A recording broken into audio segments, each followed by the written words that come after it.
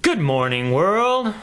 Well, today we're going to skip politics because a legend from our days has passed away. So we're going to honor Edward Van Halen because he was around when Cedric and I were coming of age back in the late 70s, early 80s. Right. If you see some of our earlier videos, before we got into all the political stuff, you know that Brian is a very accomplished musician, and so this has really resonated with him. And Eddie Van Halen was a big part of our lives growing up, so we're going to talk about Eddie Van Halen today. Yeah, and when I heard it, I was at work, and it hit me it just hit me a little harder than I thought it would, actually. Okay. Well, stay tuned. I'm Cedric. And I'm Brian, and this is Cedric and Brian.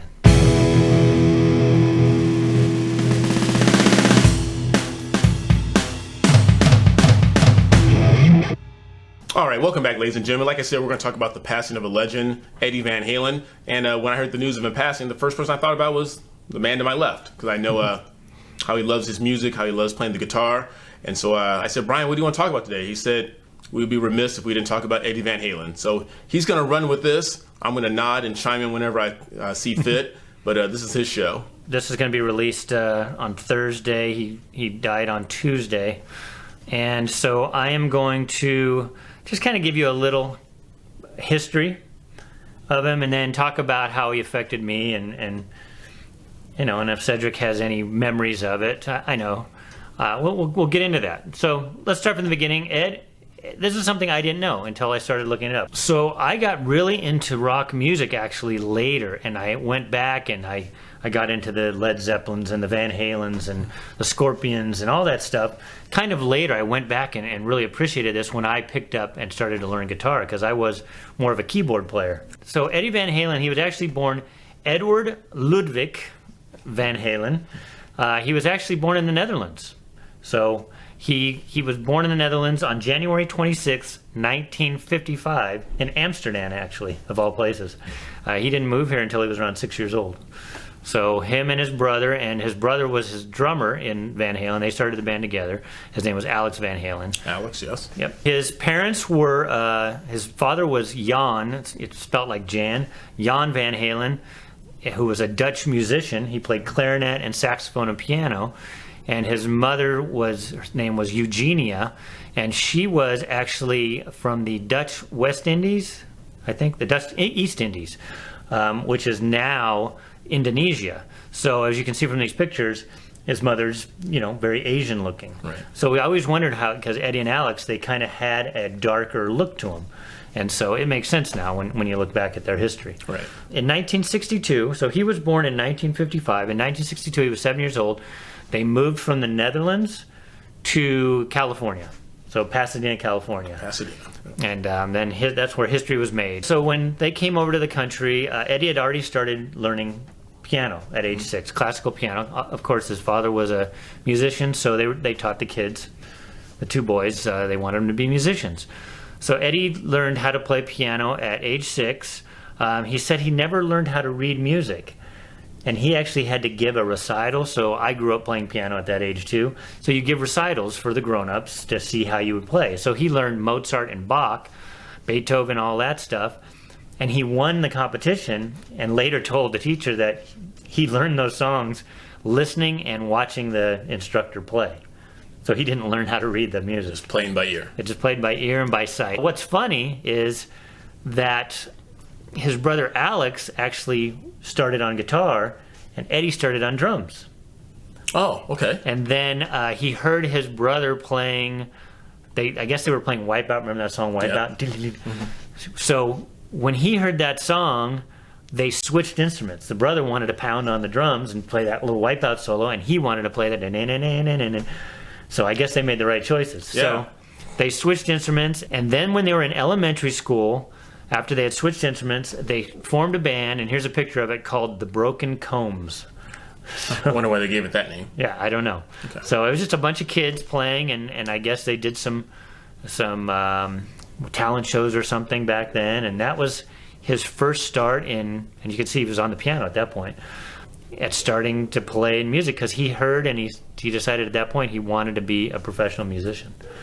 So he went from learning classical piano to Just a musical savant. When questioned, Eddie said that his earliest influences were Eric Clapton and Jimmy Page. Okay. So he would listen to the Cream album. For those of you that are old enough, the lead guitar player at the time was Eric Clapton for the band Cream, and obviously Jimmy Page was the guitar player for Led Zeppelin. Okay. Now both of those guitar players are very blues infused. So a lot of rock guitar back in the day, late 60s, early 70s.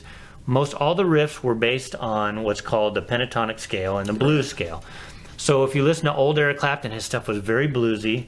Led Zeppelin, very bluesy. Of course, Led Zeppelin then kind of morphed it into a different sound, but still, Jimmy Page's solos were very bluesy. Right. Eddie Van Halen kind of took it a different direction. Eddie Van Halen had an interesting quote when asked. He was discussing his life in America, and he said, and I'll put the quote up here. Eddie discussed his life and the American dream, saying, "We came here with approximately $50 and didn't even speak the language, and look at us now. If this isn't the American dream, what is?" So, I mean, I thought that was a cool quote. Well, there's two things, and again, this is Brian's running away with this, but there's two things that resonate with me. Is that Eddie and his family coming from Sweden? Netherlands. The Netherlands. Okay. Amsterdam. Okay. Eddie and his family coming from Amsterdam. It shows the power of immigrants who want to come to this country even way back then, and how people were just craving to come to America to make something out of themselves. And I think, like Brian said, they came with $50. Yeah, $50, didn't even speak the language. Came $50, didn't speak the language, and parlayed that into something that had left a legacy like none other. And they were immigrants, and they were dying to come to America because I'm sure they had a feeling that this is the place to be. He basically became the American dream. So Eddie and Alex formed their Van Halen, the one that would later be called Van Halen, in 1972, and they used to play local clubs in LA, and the Whiskey A Go-Go was a big club in LA, and that's where they got their start. And then after hearing them in playing the local clubs, Warner Brothers signed them in 1977. By the early 80s is when they had their first album came out, which was great. It had the song Eruption, which was kind of was kind of the intro to You Really Got Me. They redid the song You Really Got Me. Once kids heard Eruption, they were blown away, because this is something that nobody had done. Maybe when Jimi Hendrix did the Star Spangled Banner, people were like, "Oh my God!" When they heard Eddie do Eruption, he took different sounds that people had never heard before, and that's why people say. I mean, people will always go back, "Oh, Eddie's not the greatest guitar ever." There's technical guitar players. There's flamenco. I mean, there's a lot of really technical, great guitar players.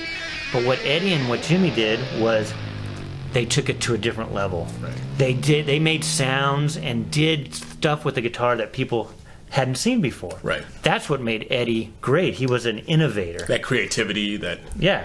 In fact, he holds 3 patents too, with different ways that have to do with guitars and instruments. Okay. I went to college in 1983, 84, and that was right about the time Van Halen exploded. They started in the late 70s, but then they had a platinum album with the song Jump on it. Yes. And that album was called 1984. Of course, it came out before 1984, but that went 5 times platinum. Right. 5 times platinum with that. And I think it was, now correct me if I'm wrong, I think it was 1984 because I'm not the musician that Brian is, but I did play first trumpet in the high school band. There's only 2 trumpets, but don't get bogged down with the details. I played first trumpet, and that was only because I tried out for choir in middle school, and my teacher said, "Oh, honey, maybe you should play an instrument," because I just couldn't sing. But I think it was 1984, and correct me if I'm wrong, our band played Michael Jackson's Beat It, and that was one of the first times I was introduced to Van Halen, and along with coming over here as an immigrant, that really resonated with me, because here you have Michael Jackson, who was a black artist, and you had Eddie Van Halen, who was a rock artist, and it just shows how music just kind of crossed the boundaries and just brought these 2 people together. And then about that time, that's when they were just blowing up. So, I mean, Van Halen was the biggest rock band, late 70s, early 80s.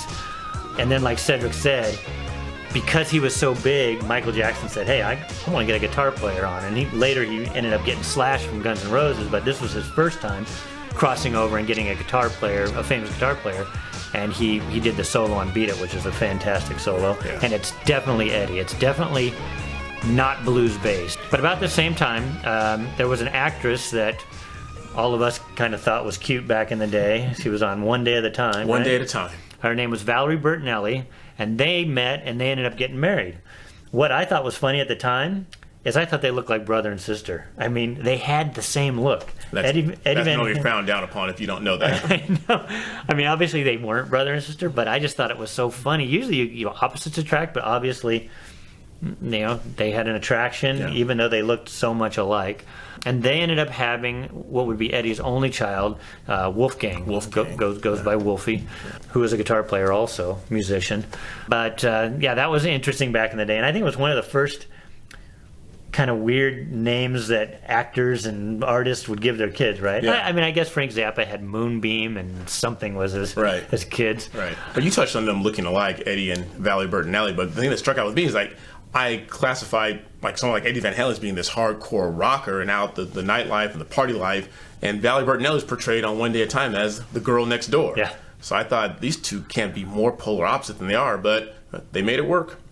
So what's funny is Eddie also invented, or like a lot of great guitarists of the day, he would fiddle with a guitar to make his own guitar. So he created what they ended up calling the Frankenstrat. So it's this famous, and I'll put it up here on the screen. So I've got back here, so this is a Stratocaster, a Fender Stratocaster. Okay, so you can see the shape of this is what the shape of Eddie's guitar was. But if you look closely, the pickups are different. So what he did is he took the pickups, and I have another guitar here. He would take pickups of, whoa, I almost got it. Okay. So a lot of guitar players either play the Stratocaster or they play the Gibson Les Paul. Of course, this is just a copy of a Gibson Les Paul. So he took pieces of a Gibson, like the pickups of a Gibson, and then he put it on the body of a Strat. I think his neck was even something different. And they ended up calling it, and it's most famously called the Frankenstrat. And so after, I don't know if that's going to fall. So after Frankenstein, the Frankenstein monster was made with a bunch of different body parts. Right. His guitar was made from a bunch of different guitar parts. So very famously, and then what I found out studying this is that red color was actually Schwinn red bicycle paint. Oh, really? So he painted it with Schwinn. If you guys remember the Schwinn. I had a Schwinn. Schwinns, yeah. Most of us either had Schwinns or Huffies if we couldn't get a Schwinn. that was Walmart. No, that was not Walmart. Over the Kmart. We had a Kmart Huffy. But so Schwinn red was this color that everybody had, like a red Schwinn bike. So that's what he painted his guitar with. I didn't know that until I looked it up. And then after that, of course, these guitar makers wanted to bank on this famous guy.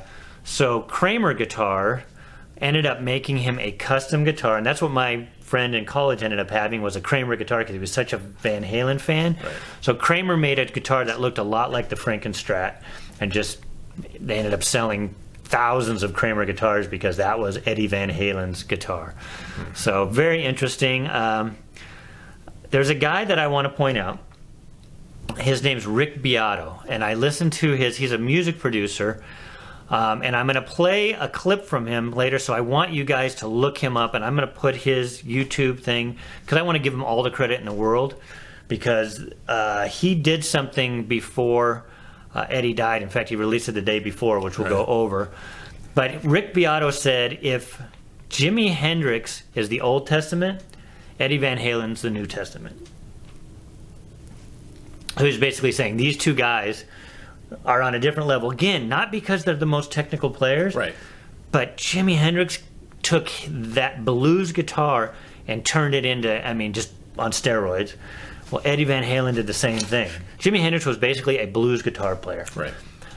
Eddie Van Halen, if you listen to his solos, you can hear his classical music influence because he doesn't use that typical pentatonics.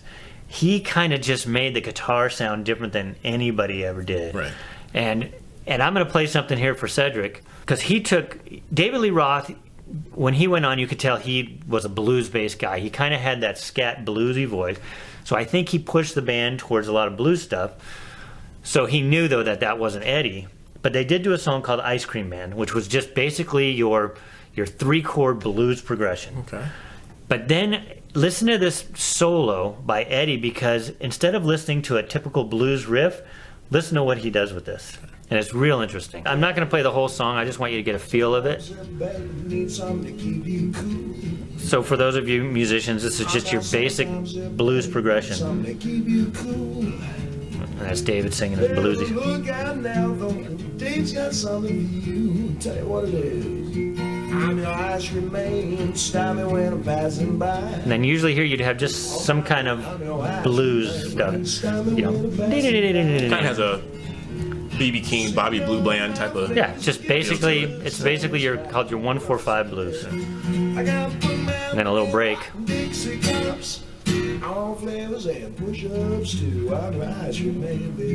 So I'm gonna fast forward it so that you can go back and go on Spotify and listen to it if you want.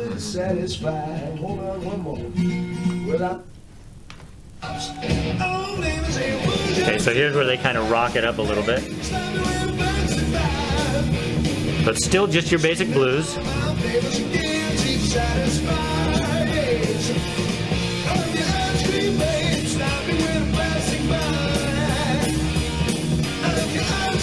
Very basic. And you can probably hear what a normal blues lead would be. But then listen to what Eddie does.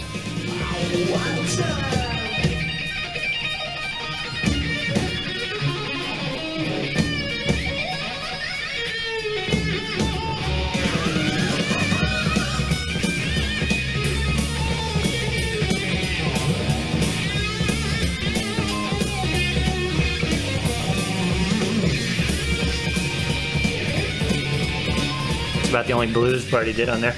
And then,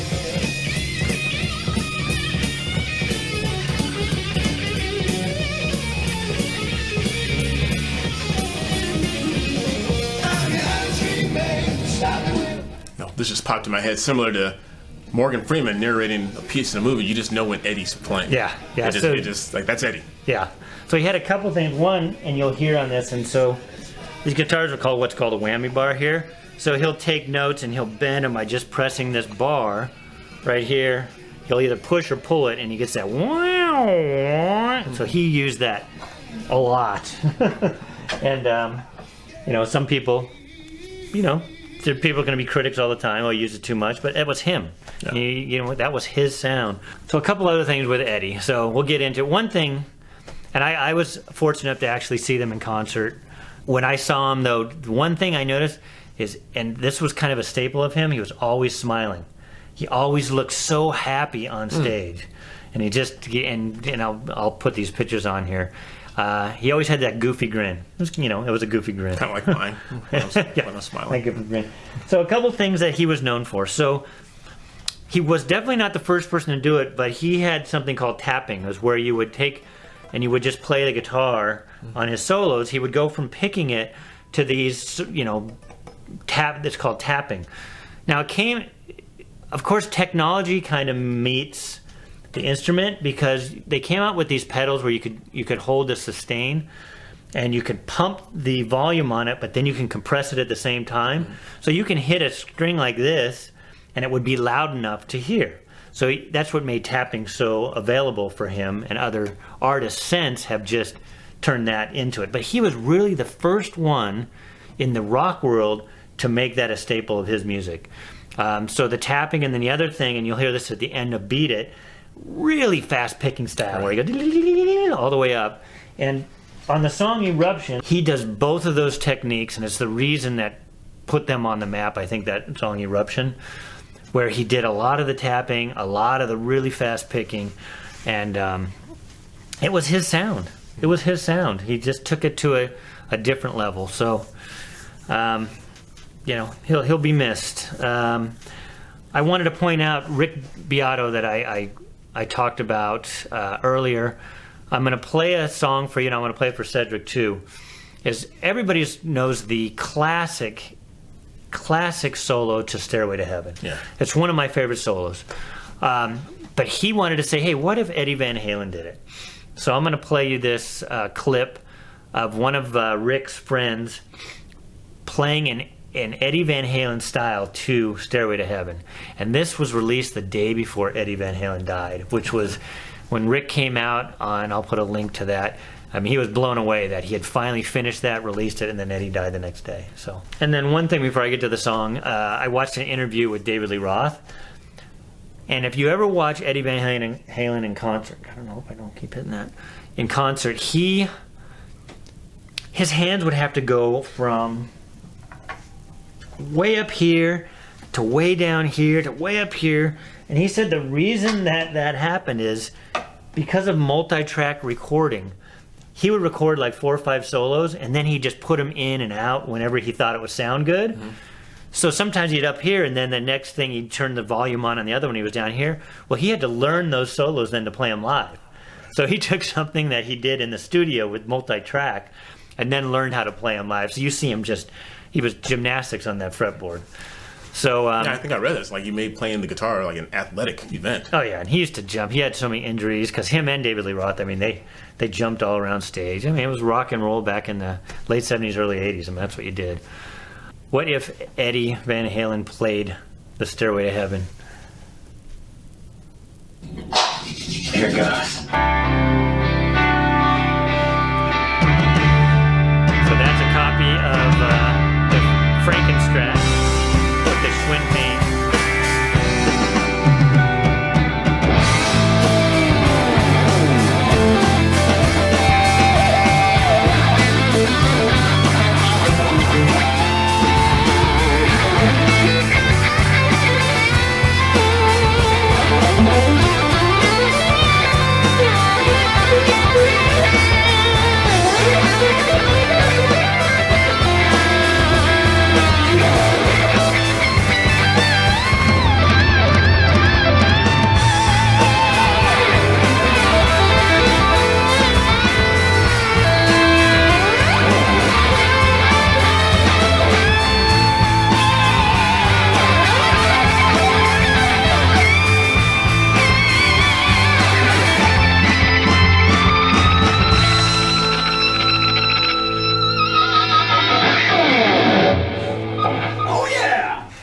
So I thought that guy did a good job of picking up Eddie's licks, because at the end that was kind of that beat it at the end. Yeah.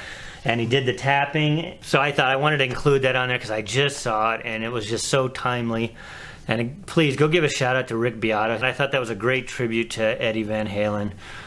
Eddie, and then to finish up, I mean, Eddie, he battled throat and tongue cancer off and on for years, thought he had it beat, and unfortunately on October 6th, which was yesterday for when we were filming this, it's probably 2 days ago from when you're seeing this, so on October 6th, 2020, if not 2020 couldn't get any worse, but we lost one of our great guitar players. And like I said, I mean, I get choked up. It hit me harder than I thought, just because it's part of our childhood. You know, it's part of our growing up. And so, I mean, I wanted to do this. I wanted to just get away from politics for an episode. Just breathe. I was listening to their first album, Van Halen, this morning, and just cranking it up. And I, you know, thanks to Cedric for letting me indulge in this episode. Absolutely. So when we sign off here, I'm gonna play a little montage, a little slideshow with some with Eruption playing in the background, so you can hear, because Eruption, it's a live version of Eruption, which is crazy. So please listen to that afterwards, and yeah. So just rest in peace, Eddie. Oh, I know Brian wanted to do this late hit on his heart, and he said, just coming over, follow my lead, and I will do that. But like Brian said, he said it very eloquently. We've lost some giants to us this year in 2020. January, we lost Kobe Bryant. We've lost some political giants with John Lewis and Ruth Bader Ginsburg. And like Brian just said, this last October 6th, we lost a music giant and legend, and Eddie Van Halen. So our prayers and thoughts go out to Van Halen and his family and all the hundreds and literally thousands of people that he's touched with his music and with his style. And I'm sure he's left a legacy for a long time to come. But thank you for doing that. You did a great job. And hope you guys enjoyed it. If you did like it, make sure you like, subscribe, ring that bell, and make sure you share this video with everyone you know, especially those Van Halen fans. Until next time, you guys stay out there, love each other, take care of each other. I'm Cedric. I'm Brian. We'll see you later.